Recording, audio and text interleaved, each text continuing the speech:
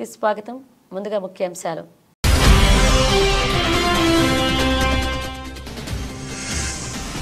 పౌరసత్వ జన్మ హక్కును తొలగించే ఆలోచనలో ట్రంప్. 150 ఏళ్ల నుంచి అమల్లో ఉన్న రాజ్యాంగ హక్కును సవరించాలని చూస్తున్న నూతన అధ్యక్షుడు.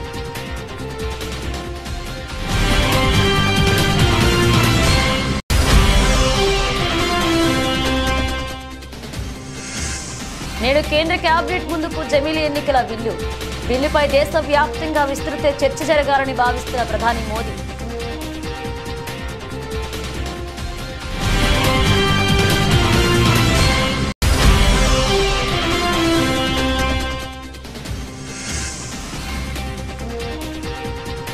కాంగ్రెస్ ప్రభుత్వ నిర్ణయం వెనుక మతల ఏంటి?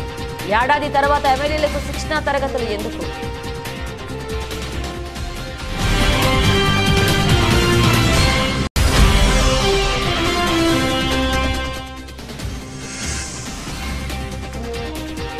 జనసేనకు నో ఛాన్స్. టీడీపీ రాజ్యసభ సభ్యుల పేర్లు ఖరారు.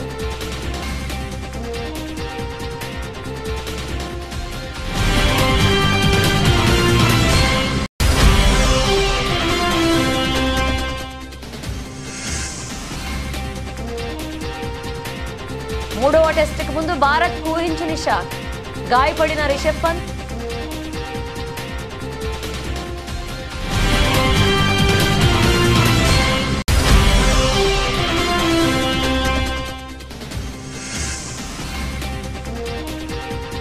సాయంత్రం అన్నీ చెప్పేస్తా. కన్నీళ్లతో మరొకసారి మీడియా ముందుకు మనోజ్.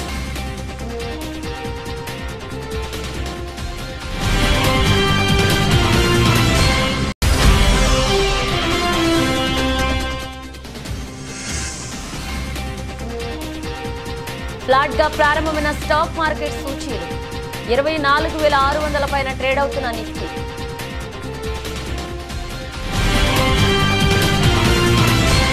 అమెరికాలో జన్మించిన వారికి పౌరసత్వాన్ని ఇచ్చే విషయం తెలిసిందే. పేరెంట్స్ కు పౌరసత్వం లేకున్నా అమెరికాలో పుట్టే పిల్లలకు పౌరసత్వం ఇస్తున్నారు. 150 ఏళ్ల నుంచి అమల్లో ఉన్న ఆ రాజ్యాంగ హక్కును ఇప్పుడు కాబోయే అధ్యక్షుడు డొనాల్డ్ ట్రంప్ తొలగించే అవకాశాలు ఉన్నట్లుగా తెలుస్తోంది. పౌరసత్వ జన్మ హక్కు హాస్యాస్పదమైందని జనవరి 20వ తేదీన బాధ్యతలు తీసుకున్న తర్వాత ఆ హక్కును ట్రంప్ కాలరాస్తారని భావిస్తున్నారు. బర్త్ రైట్ సిటిజన్షిప్ ను మార్చేస్తామని ఇటీవలే ఓ ఇంటర్వ్యూలో ట్రంప్ తెలిపారు. దీనిపై తుది నిర్ణయం తీసుకునేందుకు ప్రజల వద్దకు వెళ్లాల్సి ఉంటుందని, కానీ ఏదో ఒక సందర్భంలో అంతం కావాలన్నారు. తొలిదశ అధ్యక్ష ఎన్నికల సమయంలోనూ పౌరసత్వ అంశాన్ని ప్రస్తావించారు. 14వ సవరణ ద్వారా పౌరసత్వ జన్మ హక్కును రాజ్యాంగంలో పొందుపరిచారు. అమెరికా చట్టాల కింద ఆ హక్కును పటిష్టంగా అమలు చేస్తున్నారు. అయితే ఇప్పుడు ఆ చట్టాన్ని రద్దు చేయడం అంటే చాలా న్యాయపరమైన చిక్కులు ఎదుర్కోవాల్సి ఉంటుంది. పౌరసత్వ జన్మ హక్కుల వల్ల గర్భంతో ఉన్న విదేశీ మహిళలు అమెరికాలో ఎంటర్ అయ్యి ఇక్కడ పిల్లలను ప్రసవించిన తర్వాత మళ్లీ వెళ్లిపోతున్నారని, అందుకే ఆ విధానాన్ని మార్చాలని ట్రంప్తో పాటు ఇతర పార్టీలు ఆలోచిస్తున్నాయి.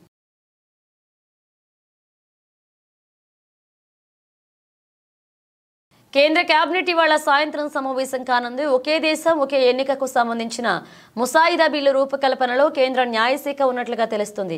జమిలీ బిల్లు నేటి కేంద్ర కేబినెట్ సమావేశం ముందుకు వస్తుందని తెలుస్తుంది. లేదంటే వచ్చే బుధవారం కేబినెట్ ముందుకు సంబంధిత ముసాయిదా బిల్లు వస్తుందని అధికార వర్గాలు అంటున్నాయి. కేంద్ర కేబినెట్ ఆమోదం తర్వాత పార్లమెంటు ముందుకు ఒకే దేశం ఒకే ఎన్నికల బిల్లు రానుంది. ఒకే దేశం ఒకే ఎన్నికకు మాజీ రాష్ట్రపతి రామ్నాథ్ కోవింద్ ఇచ్చిన నివేదికకు గతంలోనే ఆమోద ముద్ర వేసింది కేంద్ర కేబినెట్. కోవింద్ నివేదిక ఆధారంగా రూపొందింది జమిలీ ఎన్నికల బిల్లుపై దేశవ్యాప్తంగా విస్తృత చర్చ జరగాలని ప్రధాని మోదీ భావిస్తున్నారు. ప్రజల నుంచి పెద్ద ఎత్తున మద్దతు లభిస్తుందని అంచనా వేస్తోంది బీజేపీ నాయకత్వం. పార్లమెంట్లో రాజ్యాంగ సవరణలకు కూటమికి అవసరమైన సంఖ్యాబలం ఉంది. మొత్తం 47 పార్టీల్లో జమిలీకి 32 పార్టీలు ఓకే చెప్తున్నాయి. వ్యతిరేకించింది కేవలం 13 పార్టీలు మాత్రమే.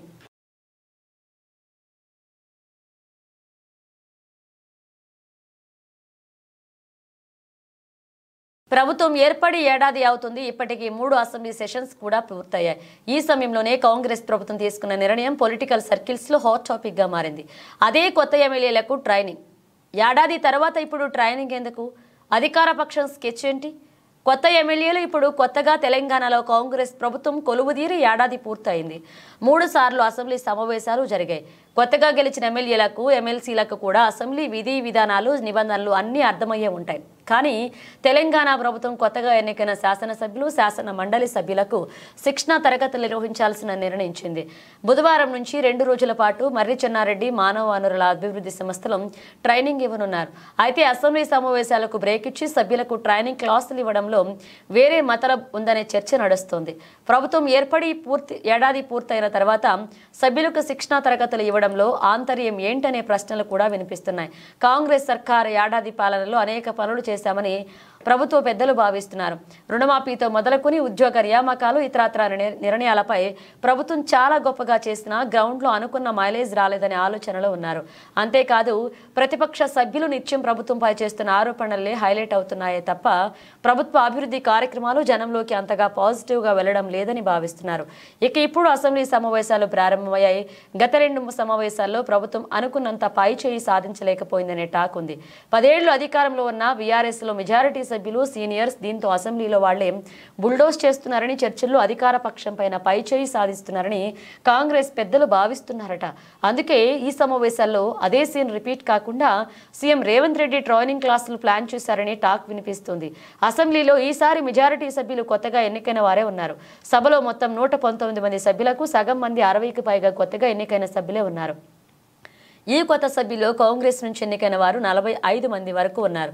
వీరంతా సభలో ఎలా డీల్ చేయాలనే విషయాల్లో కొత్త డైలమాలో ఉంటున్నారట. అందుకే ట్రైనింగ్ విషయం తెర మీదకు వచ్చిందనేది పొలిటికల్ టాక్. మరి ఈ ట్రైనింగ్ కు విపక్ష పార్టీల ఎమ్మెల్యేలు హాజరవుతారా, లేదంటే అధికార పార్టీ సభ్యులే ఉంటారా? ఈ ట్రైనింగ్ క్లాసులలో కాంగ్రెస్ ఎమ్మెల్యేల దూకుడు పెరుగుతుందా? అసెంబ్లీ వేదికగా ప్రతిపక్షానికి దీటుగా సమాధానం ఇస్తారా? వేచి చూడాలి.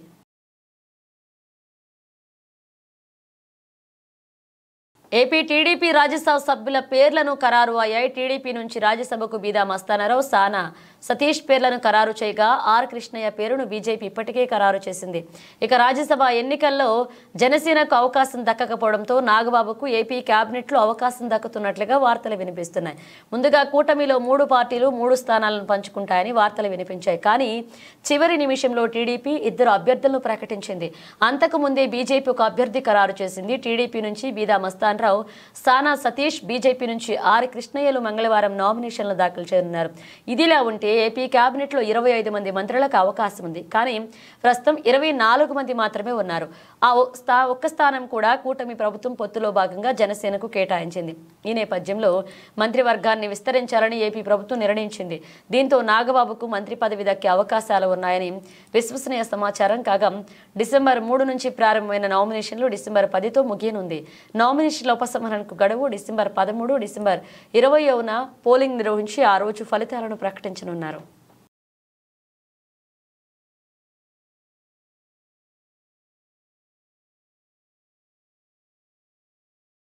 మేడ్చల్ మల్కాజ్గిరి జిల్లా ఘటకేసర్ మున్సిపాలిటీ కొండాపూర్లో ప్రభుత్వ ఐటీఐ కాలేజీని రాష్ట్ర ఐటీ కమ్యూనికేషన్ శాఖ మంత్రి దుద్దిళ్ల శ్రీధర్ బాబు ప్రారంభించారు.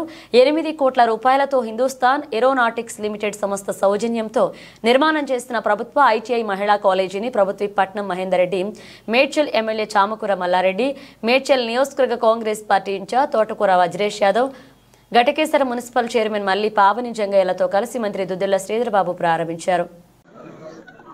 ఈరోజు ఘట్కేసర్ మున్సిపల్ పరిధిలో మన రాష్ట్ర లేబర్ డిపార్ట్మెంట్కు సంబంధించి ఐటీఐ గర్ల్స్ ఇన్స్టిట్యూట్ని ప్రారంభోత్సవం చేసుకున్నాం.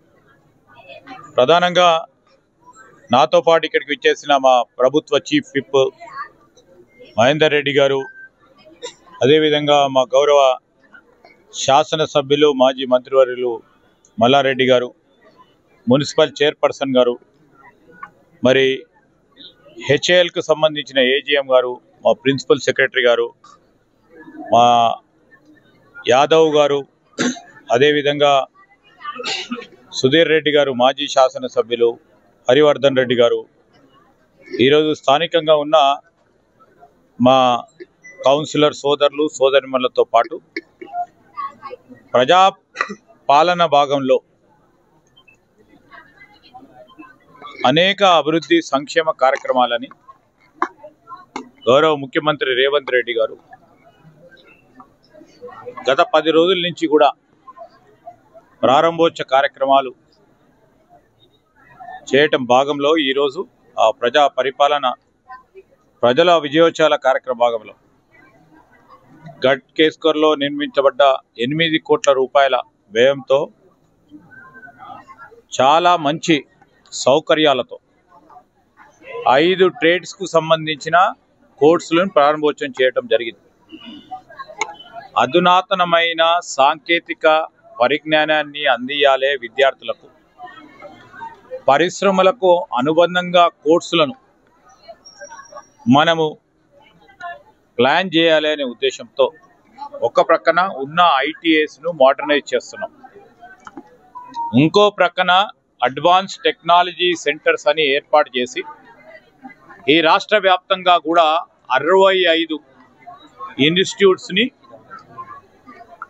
మేము ఈరోజు కొత్త భవనాలతో పాటు అక్కడ కొత్త ట్రేడ్స్తో పాటు శ్రీకారం చుట్టడం జరిగింది.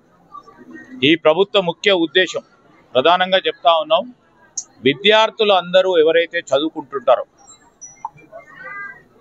వారికి అందరికీ కూడా ఉపాధి అవకాశం కల్పించాలి.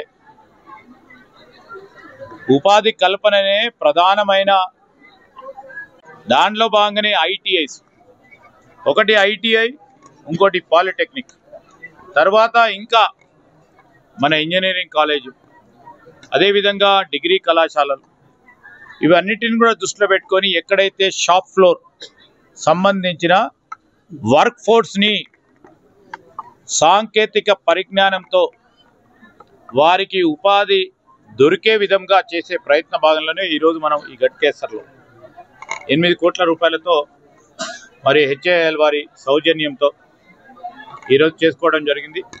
3 ఎకరాల స్థలం, 3 ఎకరాల స్థలంలో ఇది నిర్మాణం, లోపల క్లాస్ రూమ్స్ కూడా మంచి సౌకర్యాలను కల్పించి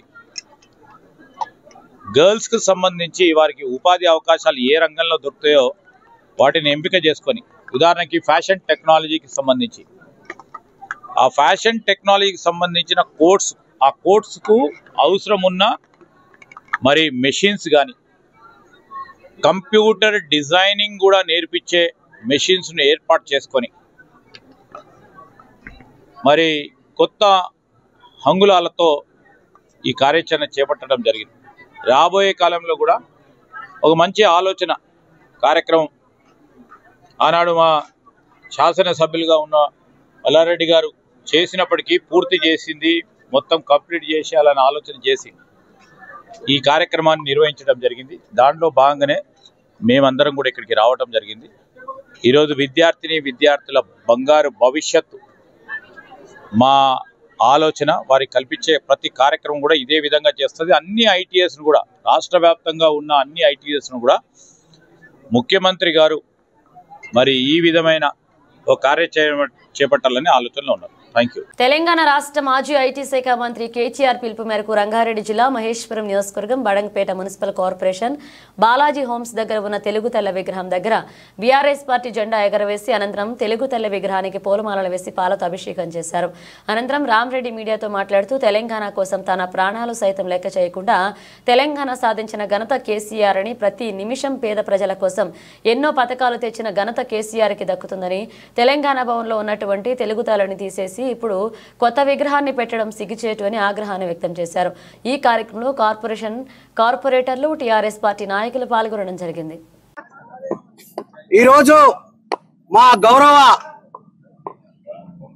వర్కింగ్ ప్రెసిడెంట్, బీఆర్ఎస్ రాష్ట్ర వర్కింగ్ ప్రెసిడెంట్ కేటీఆర్ గారు పిలుపు ఇచ్చిన మేరకు, మా సబితా ఇంద్రారెడ్డి గారి ఆదేశాల మేరకు ఈరోజు ఉన్నటువంటి కాంగ్రెస్ ప్రభుత్వం తెలంగాణ తల్లిని అవమానపరిచే విధంగా ఒక కాంగ్రెస్ తల్లిని చిత్రీకరించి ఈ యొక్క తెలంగాణ తల్లిని అవమానపరిచే విధంగా ఆ రోజు కవులు, కళాకారులు ఎంతో మంది ఉద్యమం టైంలో ఆ రోజు ఏర్పాటు చేసినటువంటి ఈ యొక్క తెలంగాణ తల్లిని అవమానపరిచే విధంగా ఈ రోజు కాంగ్రెస్ తల్లిగా చిత్రీకరించి ఇవాళ హస్తం గుర్తుతోటి ఇవాళ నిన్న గౌరవ ముఖ్యమంత్రి వారిలో తెలంగాణ తల్లిగా చూపిస్తూ హస్తం గుర్తుని చూపిస్తూ ఒక తెలంగాణ తల్లి ఈమెనే అని చెప్పి ఒక కాంగ్రెస్ తల్లిగా అక్కడ ఆవిష్కరించడం జరిగింది. ఈ ఆవిష్కరణని ఇవాళ ఆ రోజు తెలంగాణలో పనిచేసినటువంటి ఉద్యమకారులు, తెలంగాణ అభిమానులు, బిఆర్ఎస్ పార్టీకి సంబంధించినటువంటి ఆ రోజు ఉద్యమంలో పనిచేసినటువంటి పెద్దలందరూ కూడా ఈ రోజు ఎంతో బాధలో ఉన్నారు. ఈ రోజు ఆనాడు ఏర్పాటు చేసుకున్నటువంటి తెలంగాణ తల్లిని అవమానపరిచే విధంగా ఈ రోజు తెలంగాణ తల్లిని సచివాలయంలో ఏర్పాటు చేయడము మన రాష్ట్ర ప్రజలందరూ కూడా ఎంతో క్షోభిస్తా ఉన్నారు, బాధపడతా ఉన్నారు.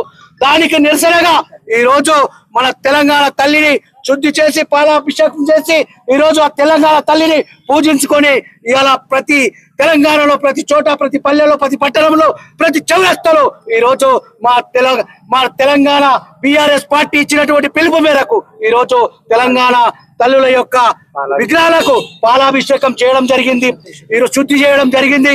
ఈ రోజు కాంగ్రెస్ ఏర్పాటు చేసినటువంటి ఆ యొక్క విగ్రహాన్ని ఎప్పుడైనా సరే మా గౌరవ కేసీఆర్ గారు 4 సంవత్సరాల తర్వాత వచ్చిన తర్వాత ఈ యొక్క విగ్రహాలను తొలగించి మరొకసారి ఈ తెలుగు తల్లి విగ్రహాన్ని ప్రతిష్ఠింప చేస్తామని చెప్పి కూడా ఈ సందర్భంగా తెలియజేస్తా ఉన్నారు మా గౌరవ కేటీఆర్ గారు. ఆ ఇచ్చినటువంటి పిలుపు మేరకు ఈ రోజు ఈ కార్యక్రమంలో పాల్గొన్నటువంటి మా యొక్క కార్యకర్తలకు, నాయకులకు, కార్పొరేటర్లకు అందరికి కూడా పేరు పేరున ధన్యవాదాలు తెలియజేస్తా ఉన్నాను. Thank you.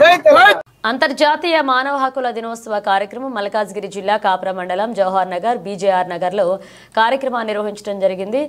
Social justice for international civil rights council, national anti crime and human rights council of India Telangana రాష్ట్ర కార్యాలయంలో పెద్ద ఎత్తున మన హక్కుల కార్యక్రమం తెలంగాణ రాష్ట్ర మానవ హక్కుల సంఘ అధ్యక్షులు చెరుకు రమేష్ మరియు ఆర్గనైజేషన్ టీం సభ్యులందరికీ ఆధ్వర్యంలో నిర్వహించడం జరిగింది.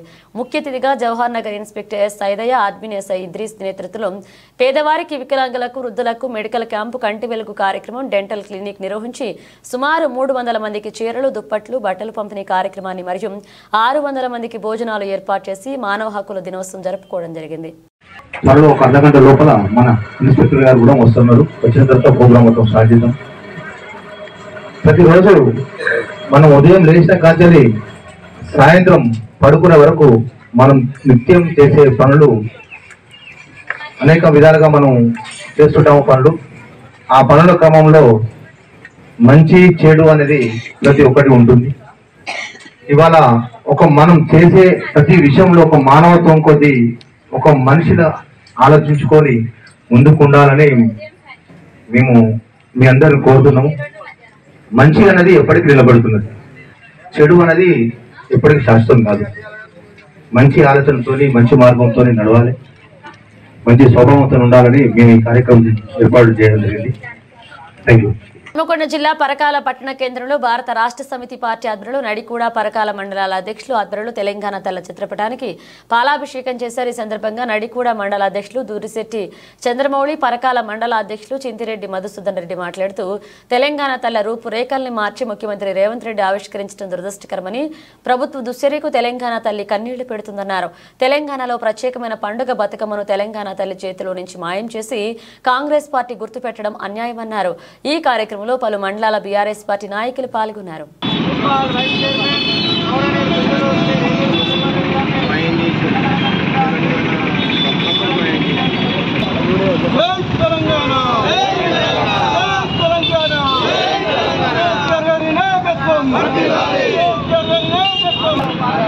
బోర్డర్ గవాస్కర్ ట్రోఫీలో భాగంగా భారత్ ఆస్ట్రేలియా జట్ల మధ్య బ్రిస్బేన్ వేదికగా డిసెంబర్ 14 నుంచి 3వ టెస్ట్ మ్యాచ్ జరగనుంది. అయితే 3వ టెస్టుకు ముందు భారత్కు ఊహించిన షాక్ తగిలింది.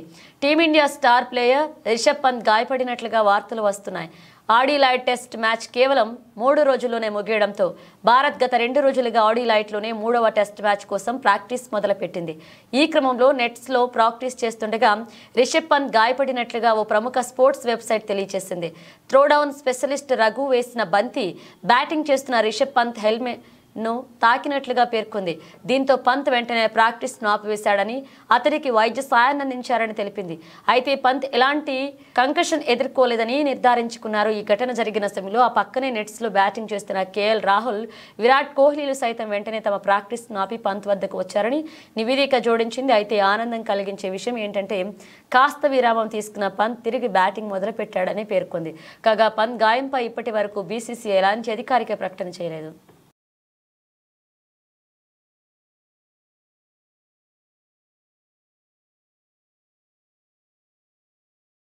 మంచు కుటుంబంలో జరుగుతున్న వివాదం గురించి తెలిసిందే. ఈ నేపథ్యంలో హీరో మంచు మనోజ్ తీవ్ర భావోద్వేగానికి గురయ్యారు. ఈ సందర్భంగా మీడియా ముందుకు వచ్చిన మనోజ్ ఎమోషనల్ అయ్యాడు.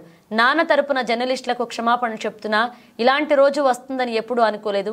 నా కోసం వచ్చిన జర్నలిస్టులకు ఇలా జరగడం చాలా బాధగా ఉంది. ఈ గొడవలో నా భార్య కూతురి పేరు లాగుతున్నారు.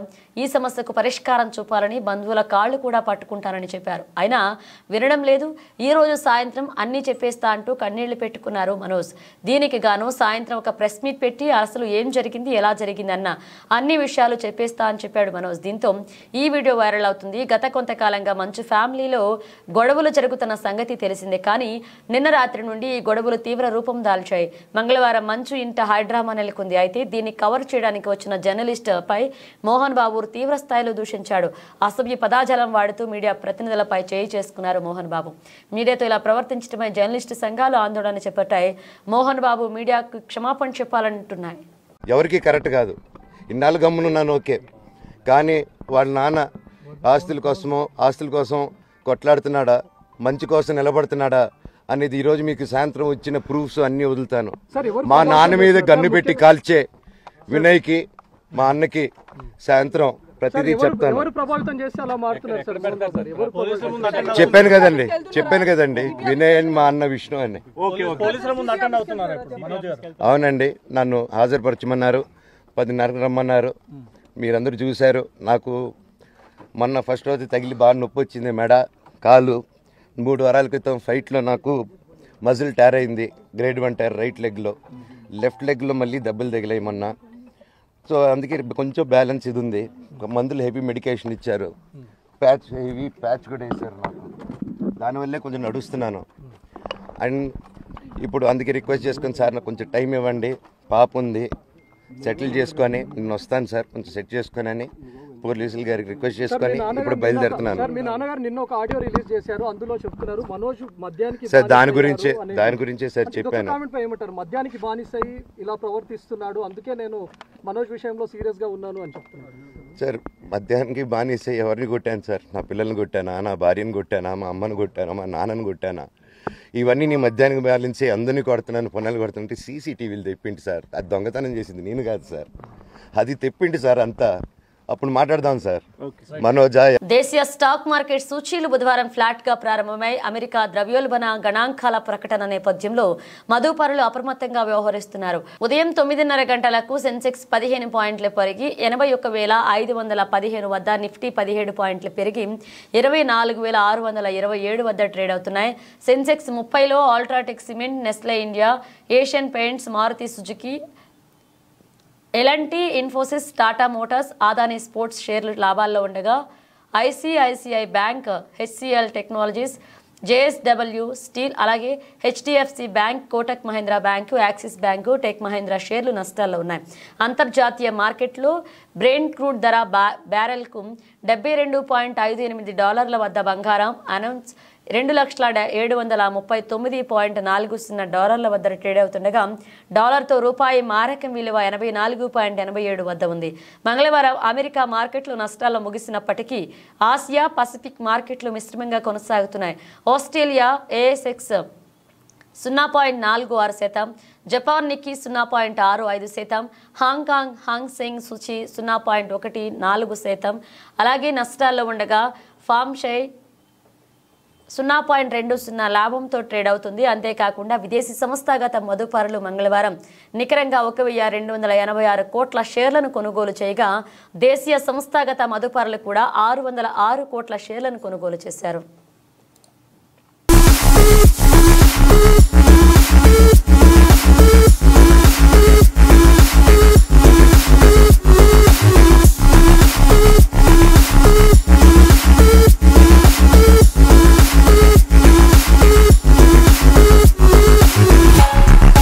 బులెటిన్ ముగించే ముందు హెడ్లైన్స్ మరోసారి.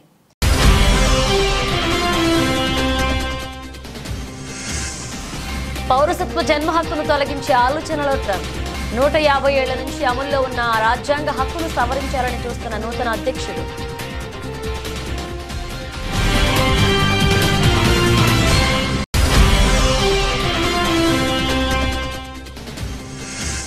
నేడు కేంద్ర కేబినెట్ ముందుకు జమిలీ ఎన్నికల బిల్లు. బిల్లుపై దేశవ్యాప్తంగా విస్తృత చర్చ జరగాలని భావిస్తున్న ప్రధాని మోదీ.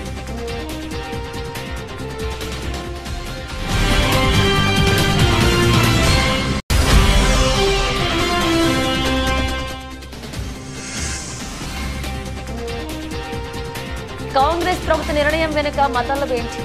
ఏడాది తర్వాత ఎమ్మెల్యేలకు శిక్షణా తరగతులు ఎందుకు?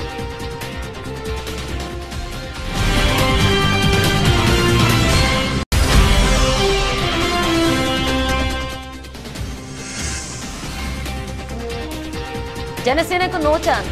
టీడీపీ రాజ్యసభ సభ్యుల పేర్లు ఖరారు.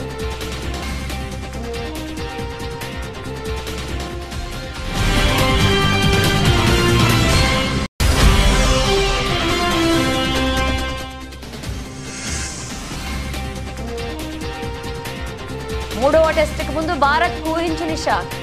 గాయపడిన రిషబ్ పంత్.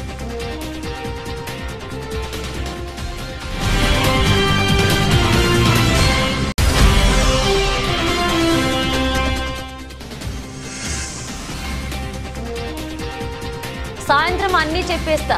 కన్నీళ్లతో మరొకసారి మీడియా ముందుకు మనోజ్.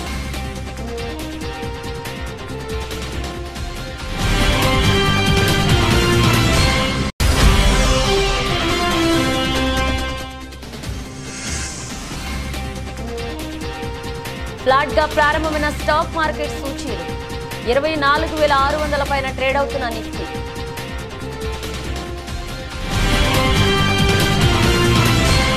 ఇవి బులెటిన్ అప్డేట్స్. మరిన్ని అప్డేట్స్ తో మళ్ళీ కలుద్దాం.